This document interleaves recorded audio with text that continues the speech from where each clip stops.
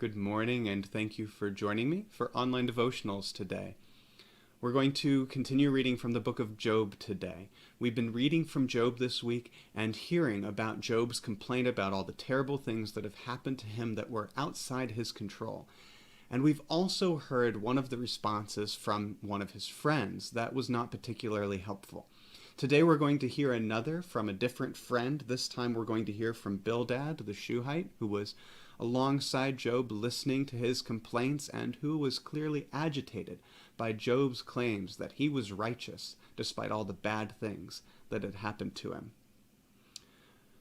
This is from Job 8, beginning in verse 20. Bildad says, "See, God will not reject a blameless person, nor take the hand of evildoers. He will yet fill your mouth with laughter, and your lips with shouts of joy. Those who hate you will be clothed with shame, and the tent of the wicked will be no more."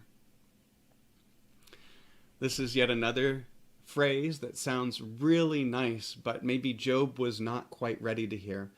Bildad is saying that if Job has experienced bad things, then he is not blameless. He should accept his guilt, ask for forgiveness, and move on. But Job knows that he hasn't done anything wrong. He's asked for forgiveness and already received it. He's done everything that God has asked him to do. And Bildad's asking him to assign some reason for the reasonless things that are happening to him. But Bildad does say one thing that is true.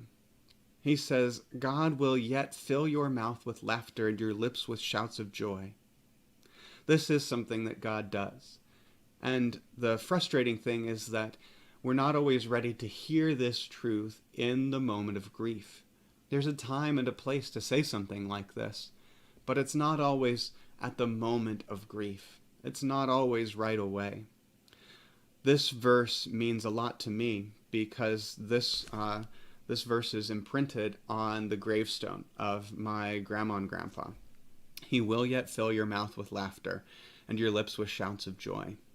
And it's written there because my grandparents knew that something greater still awaited them. That even as they approached death, they knew that God would fill their lips with their mouth with laughter and their lips with shouts of joy.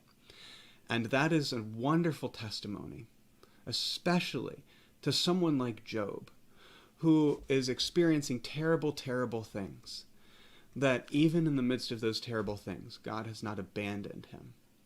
So Job might not be ready to hear it, and maybe you're not ready to hear it either. But it's nevertheless true.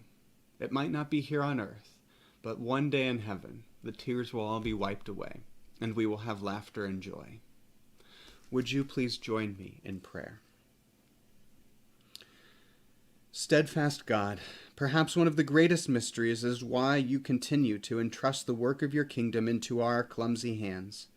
But we are forever grateful that you do not want to change the world without us. May we become the church you dream of. Amen. Have a blessed day.